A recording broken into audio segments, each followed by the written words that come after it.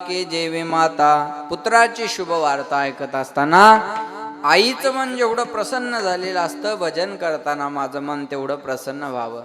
आईचं उदाहरण दिलेलं आहे. संप्रदायानं वेळोवेळी आईची महती जास्त गायलेली आहे.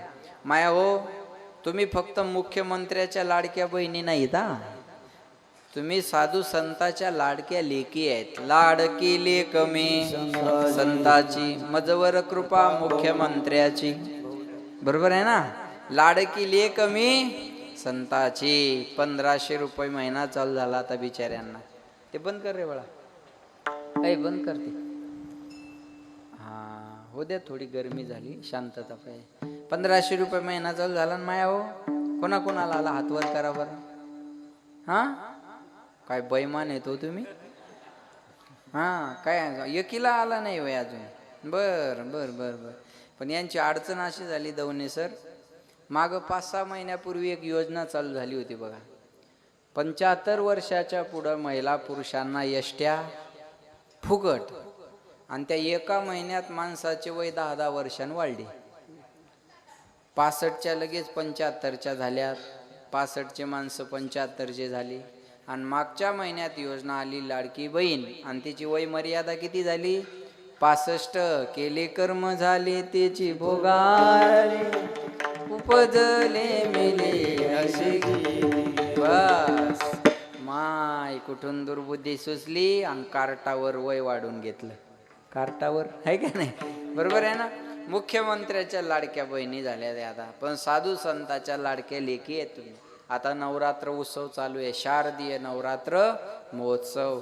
आता जिकडं तिकडं आई भवानी तुझ्या कृपेने तारसी भक्ताला, अगाध महिमा तुझी माऊली वारी संकटाला. आई कृपा करी माझ्यावरी, जागवी तो रात सारी. आंबे गोंधळाला ये, गोंधळ मांडीला भवानी, गोंधळाला ये. जिकडं तिकडं आता गोंधळ चालू आहे. अनादि निर्गुण प्रगटली भवानी, मोहमहिषासुर मर्दना. आज नवरात्र महोत्सव जिकडं तिकडं. बरोबर आहे ना? लक्ष देऊन ऐका, आईचा महिमा गायलेला आहे. गोंधळा येई हो जगदंबे, गोंधळा येई हो जगदंबे, गोंधळा येई हो जगदंबे, गोंधळा येई हो जगदंबे. मूलपीठ तू अंबे, मूलपीठ तू अंबे, मूलपीठ तू अंबे. गोंधळा येई हो जगदंबे, गोंधळा येई हो जगदंबे, गोंधळा येई हो जगदंबे. गोंधळा येई वो जगदंबे, गोंधळा येई वो जगदंबे. मूळ पीठ तू आंबे. म्हणजे वेळोवेळी संप्रदायानं महिलेला प्राधान्य जास्त दिलेलं आहे. माया हो ऐका, ओम नम पार्वती पते हर हर महादेव. अगोदर पार्वतीचं नाव, नंतर महादेवाचं नाव. सीता बोला, सीता राम. परवा म्हणायचंय तुम्हाला, बोलिये सीताराम गुरुजी, संन्यासी बाबा की जय. बागेश्वर धामाना ना, सीताराम. बरोबर आहे ना? अगोदर सीता मग राम. राधे श्याम, लक्ष्मी नारायण. अगोदर लक्ष्मी मग नारायण, अगोदर राधा मग श्याम, अगोदर सीता मग राम, अगोदर पार्वती मग शंकर. आपुलिया हिता जो आशे जागता, धन्य माता आणि मग पिता. बरोबर आहे ना? पिता असल्यामुळं मागं ठेवला आहे की नाही? धन्य माता मग पिता. कुळी कन्या पुत्र, अगोदर कन्या मग पुत्र. बरोबर आहे? तुम्ही संत माय बाप कृपावंत. अगोदर माय मग बाप. मातृदेवो भव, पितृदेवो अगोदर मातृदेवो आणि मग पितृदेवो. म्हणून आईची महिमा जास्त गायलेली आहे. आणि या जगाच्या पाठीवर सर्वात मोठं प्रेमाचं पात्र कोणतं असेल ना, तर आई आहे. म्हणतात ना, सबसे बडी है माँ,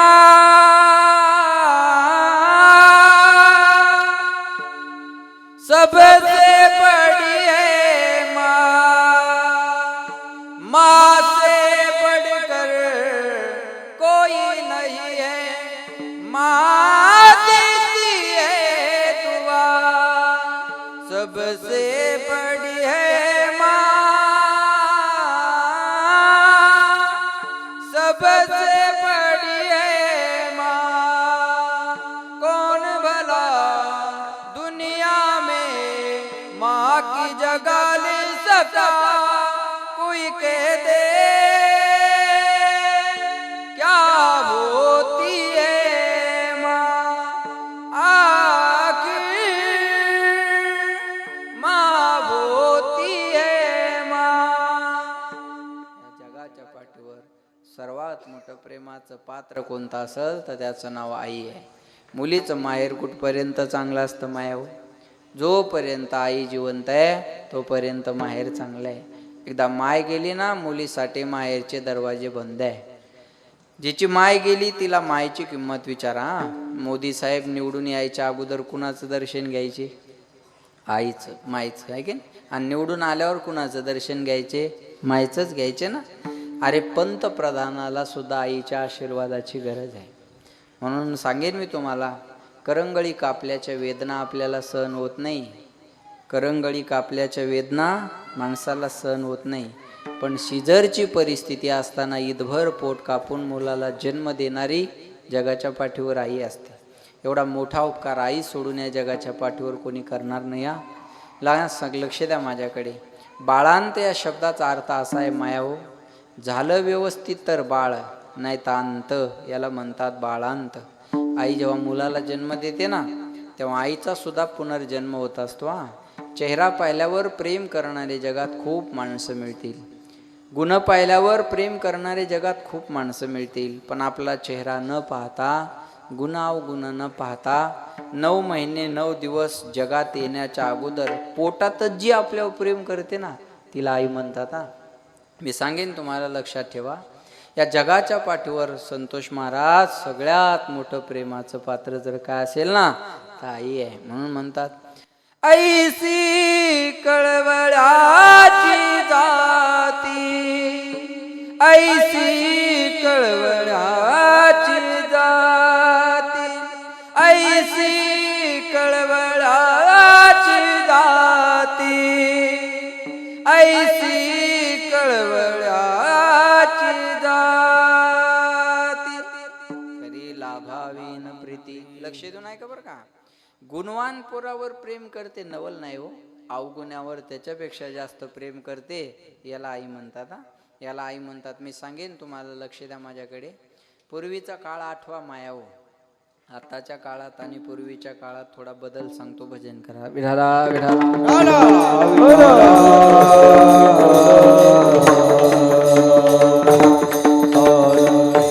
लक्ष देऊ नाही का बरं का.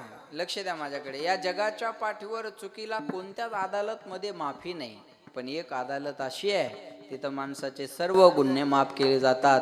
त्याला आईची अदालत म्हणतात. आणि आईच्या अदालत मध्ये माणसाच्या गुन्ह्याला शिक्षा मिळत नाही. तुम्ही बघा ना, आता दिवाळी जवळ आली ना, बरोबर आहे. या दिवाळीच्या सुट्ट्या प्रत्येकाला आहेत. मास्तरांना सुट्ट्या आहेत, नोकऱ्यावाल्यांना सुट्ट्या आहेत, घरातल्या शिक्षक विद्यार्थ्यांना सुट्ट्या आहेत, प्रत्येकाला सुट्टी. एवढंच नाही, सासूरवासीन असलेल्या सुनेला सुद्धा दिवाळीची काय आहे, सुट्टी आहे. पण आपल्या घरात त्या आईला दिवाळीचं डबल निकाम आहे. तुम्ही लक्षात घ्या बरं का. पोरगी नांदून आलेली असल्यामुळे माय तिला काम नाही करू देत. बाई तू थकून आली, तू गड करते, माय जाऊ दे मीच करते, तू कर आराम. बघा, रोज स्वयंपाक 3 माणसाचा 2 माणसाचा असतो. आता पाहुणे दिवाळीला वाढल्यामुळे स्वयंपाक झाला 5-7 माणसाचा. बरं, नुसता स्वयंपाकच नाही दिवाळीला, मग ते लाडू बनव, चकल्या बनव, शंकरपाळे बनव, शेव बनव. मग हे कशासाठी बनवायचं? या सगळ्या परिवारासाठी. आणि ती राबवणारी कोण असते घरातली? आई असते. सून माहेराला गेलेली असते आणि पोरगी आल्यामुळं तिला काम करू देत नाही. आणि ती आई रात्रीच्या 12-12 वाजेपर्यंत ते फराळीचं बनवत राहते. प्रत्येक नोकरीमध्ये सुट्टीची तरतूद आहे दवणे सर, मोतीराम महाराज. प्रत्येक नोकरीमध्ये सुट्टीची पगारवाढीची तरतूद आहे. पण आपल्या घरात बिना पगारीची आणि बिना सुट्टीची एक व्यक्ती राबत राहते, तिचं नाव आई आहे. तिला सुट्टीही नाही आणि तिला पगार वाढही नाही. तिनं ओव्हर टाइम जरी केला तर त्याची दखल घेतल्या जात नाही. ही जर कोण असेल तर जगाच्या पाठीवर आई आहे. उपवासाचा दिवस असू द्या आणि गरिबीची परिस्थिती असू द्या, फराळीचं नसतं त्या मायांना, पण एवढे शेंगदाणे घेणार आणि थोडा गुळाचा खडा खाणार आणि तेवढ्यावर उपवास असतो. आता काही काही बायांना 9-9 दिवस उपवास आहे महाराज, पण एवढं फराळीची परिस्थिती सगळ्यांच्या घरची नसते ना. मी सांगेन, आपल्या घरात बिना पगारीची सुट्टीची व्यक्ती राबत राहते, तिचं नाव आई आहे. एवढा मोठा उपकार आई सोडून आपल्या जीवनात दुसरं कोणी करणार नाही. यांनी 9 दिवस जरी उपवास धरला असेल पांडुरंग महाराज, तर स्वतःसाठी नाही, मुलासाठी, मुलीसाठी, नाही तर नवऱ्यासाठी. यांचा उपवास स्वतःसाठी नाही, यांचा उपवास स्वतःसाठी नाही, यांचं देवाकडं नवस स्वतःसाठी नाही. सगळ्यात मोठा त्याग जर जगात आपल्या कुणाचा असेल ना, तर आपल्या मायबापाचा आपल्यासाठी त्याग असतो. या जगाच्या पाठीवर सर्वात मोठं प्रेमाचं पात्र जर कोणतं असेल ना, त्याचं नाव आई वडील असतं. आणि ज्याच्या जीवनातली माय गेली, त्याच्या जीवनातला मायेचा सागर आटला म्हणून समजा. मी सांगेल, लक्ष देऊन ऐका माझ्याकडे. माय गेली की मुलीसाठी माहेरचे दरवाजे बंद आहे. माय आहे म्हणून माहेर आहे आणि सासू आहे म्हणून सासर आहे. इकडं माय आहे ना म्हणून याला माहेर म्हणतात आणि इकडं सासू आहे ना म्हणून याला सासर म्हणतात. पण जगाच्या पाठीवर सर्वात मोठं प्रेमाचं पात्र आई आहे. बरं, गुणवान पोरावर प्रेम करते नवल नाही हो, अवगुणी असू द्या त्याच्यावर तर अजून जास्त. पोट आले त्याचे नेने गुण दोष, पोट आले त्याचे नेने गुण दोष, पोट आले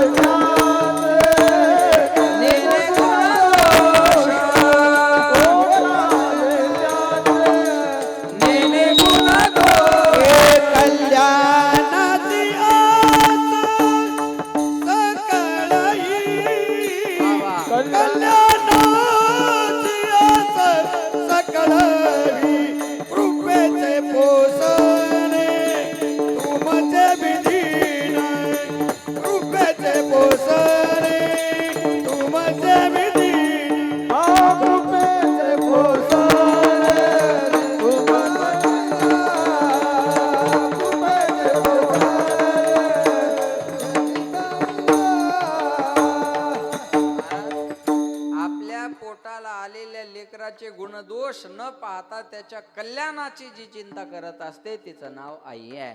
लक्ष देऊन ऐका बरं का, तिचं नाव आई आहे. बघा, काळ माया हो, आठवा आता. पूर्वीच्या काळात मिक्सर नव्हते, बरोबर आहे ना चष्मेवाले आजी?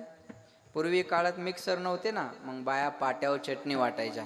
माझी भाषा तुम्हाला जास्त कळेल, महिला मंडळ. आणि ते बाया पाट्यावर चटणी वाटायच्या आणि तिची चटणी वाटणं अर्धी झाली की दारातून एक आवाज येतो, मम्मी झाली. कळलं तुम्हाला? मम्मी झाली. आता बघा किती मोठं धर्म संकट आहे. हिचे हात चटणीचे बाहेर पोराची शी होऊन ते उभं राहिलेलं आहे. आता किती मोठं धर्म संकट. आता चटणीच्या हाताने शी धुणार का त्याची? नाही. मग ती काळजी किती करते आई बघा. ती नवऱ्याला म्हणते, ओ बाळूची तेवढी शी धुवा बरं. नवरा म्हणतो, मला सांगते का त्याची शी धुवायला? ती म्हणते, अहो मला कळतं तुम्हाला नाही सांगितलं पाहिजे, पण माझे हात चटणीचे आहे ना, चटणीच्या हाताने त्याची शी धुवू का मी, सांगा बरं. म्हणून म्हणलं तुम्ही त्याची शी धुवा. बघा, हात चटणीचे आहे म्हणून त्या मायनं त्या लेकराची शी धुतली नाही. किती काळजी करते सांगा बरं. तरी पोरग म्हणतं, आई तुला काही कळत नाही. मला वाटतं त्या हाताने धुयायला पाहिजे होती. आग झाली असती मग आई आठवणीत राहिली असती, बरोबर आहे ना? मग आठवणीत राहिली असती. महाराज सांगा, अहो काजळ घालते डोळ्यात. बघा बरं का, लेकराला ते काजळ आवडत नाही, कारण त्याला कळतच नाही काजळ म्हणजे काय आहे ते. मग ते हात मारतं, पाय मारतं, तरी त्याचे हातपाय दाबते, पटकन त्याच्या डोळ्यात काजळ घालते. गालालाही लागू देत नाही आणि डोळ्यालाही स्पर्श होऊ देत नाही. पापणीत एवढ्या लवकर काजळ लावते. तरी पोरग म्हणतो, आई तुला कळत नाही. अरे मग तिने काजळ घालायच्या ऐवजी गाडीचं वंगण घातलं असतं.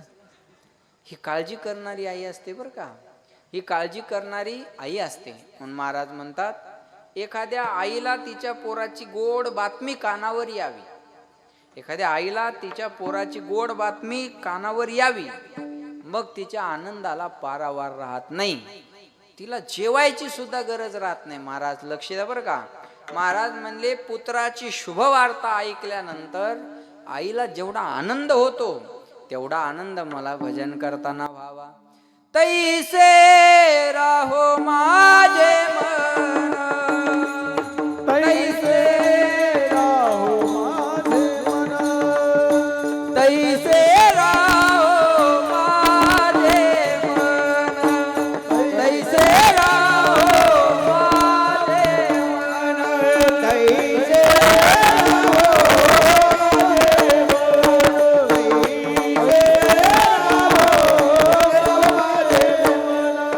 गाता ऐकता हरी गुण,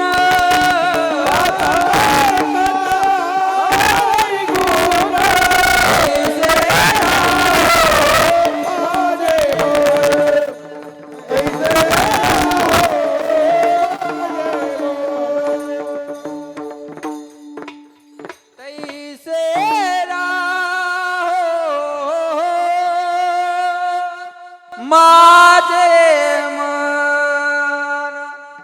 गाता आणि ऐकता, गाता नाही मन प्रसन्न असावं आणि ऐकताना सुद्धा मन प्रसन्न असावं. सुंदर उदाहरण सांगणार आहे आणि थांबणार आहे, लक्ष देऊन ऐका.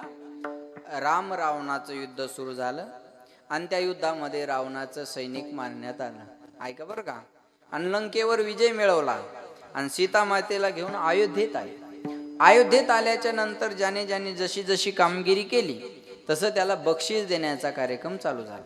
सर्वांना बक्षीस दिलं, पण ज्या हनुमंतरायाने एवढी मोठी कामगिरी पार पाडली त्या हनुमंतरायाला मात्र काहीच दिलं नाही. सीता मातेला राग आला. सीता माता म्हणते, देवा हनुमंतरायाला तुम्ही काहीच दिलं नाही. प्रभू रामचंद्र म्हणले, सीते हनुमंतरायाला द्यावं असं माझ्याजवळ काही नाही, काय द्यावे त्याशी व्हावे उत्तराई, ठेविता हा पायी जीव थोडा.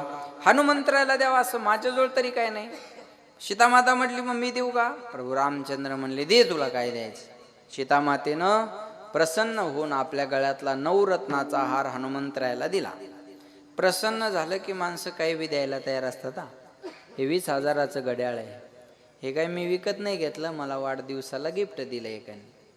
ही अंगठी पण गिफ्ट आहे. आता इथं कीर्तन झाल्यावर 2-4 जण अंगठ्या घालतील, त्याचा का नेम आहे? अहो कुणाच्या मनात काय येऊन जाईल कधी सांगता येतं का? सांगा बरं. तुम्ही हसून माझं नुकसान करू नका बरं का. हां बरोबर आहे का नाही? मग ज्याला घालायची त्याने हसणं मनावर बी घेऊ नका. चांगल्या कामाला लोक हसतच असतात. जे दिलंय ते दिलंय. प्रसन्न झाले की माणसं काही पण द्यायला तयार असतात. ही अंबादास महाराजाकडे पाहिल्यावर कळलं तुम्हाला. लोक देत असतील, काय असेल नसेल ते मला काही त्याचं घेणं देणं नाही, पण उगच कोणी कोणाला काही देत नाही महाराज. प्रसन्न झाले की माणसं जीव द्यायला सुद्धा तयार होतात. जीव द्यायला सुद्धा. पैसा गौण गोष्ट आहे हो, पैसा गौण गोष्ट आहे. नाही ते सोपं आहे. ऐका, लक्ष द्या माझ्याकडे. उग कोणी कोणाला काय, अहो लेकराला माणूस 10 मागितलेत 5 देते गालेत हाणून, असं कसं काय कोणाला काय देईल माणूस? ऐका, प्रसन्नता माणसाला काय देऊन जाईल सांगता येत नाही.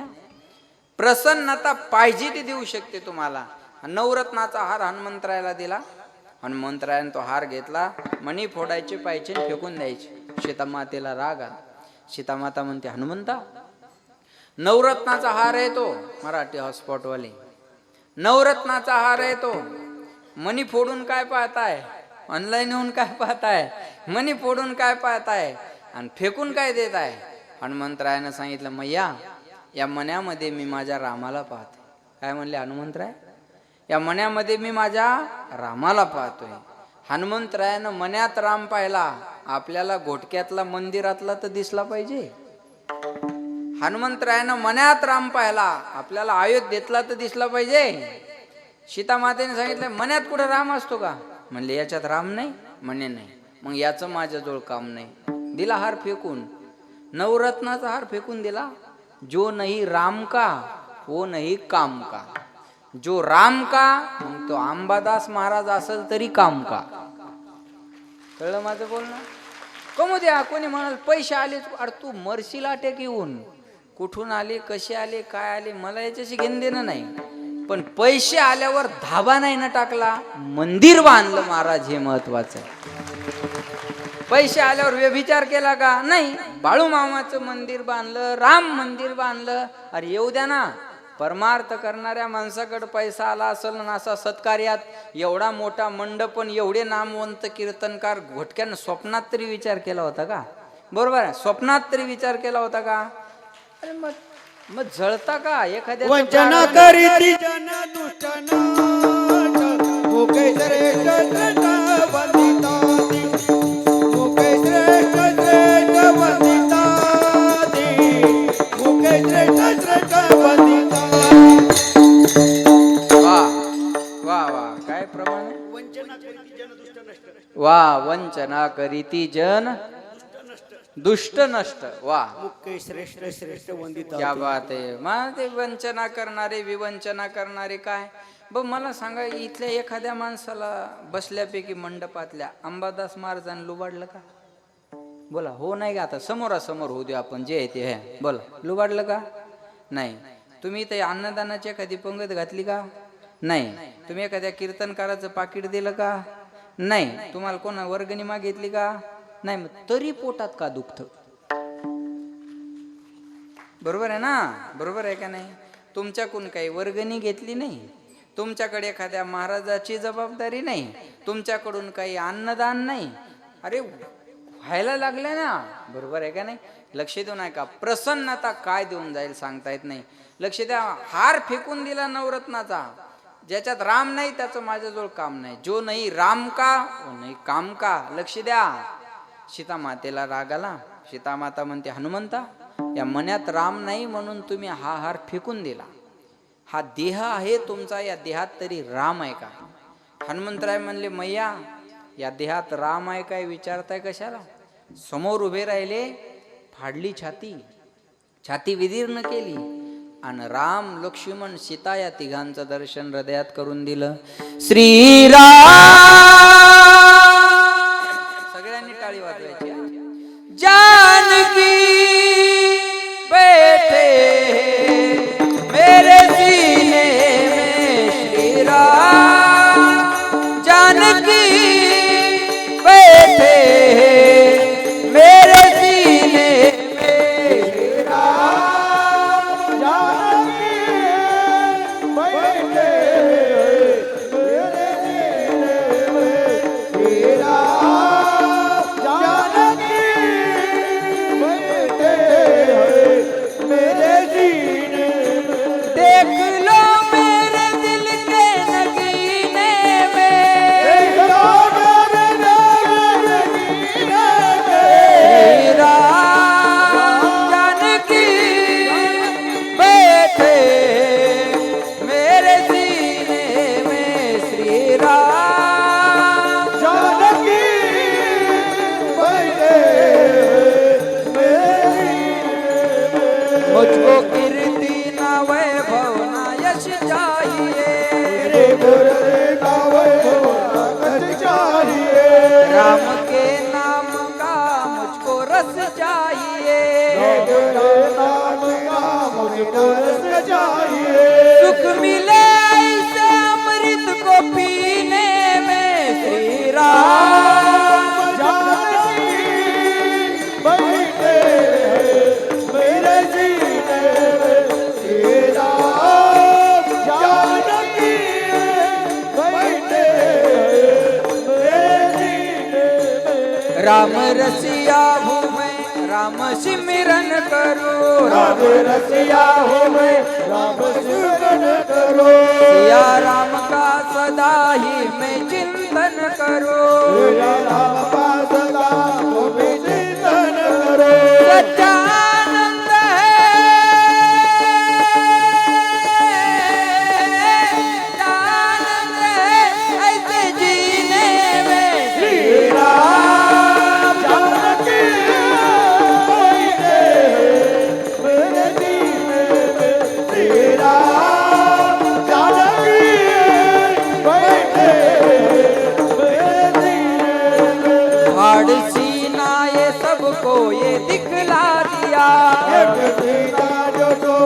के दिखला दिया भक्ति में शक्ति है बेधड़क दिखला दिया भक्ति में शक्ति है